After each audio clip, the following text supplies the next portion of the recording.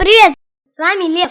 Вместе с учителем английского языка Ефимовой Анны мы подготовили для вас очередной урок. Тема урока – домашние животные. Повторяйте за диктором. Dog,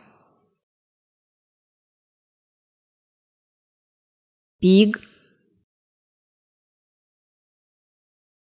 rabbit, cat,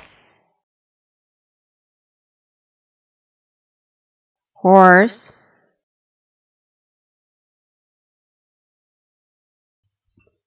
cow, camel, donkey, elephant, sheep, hamster,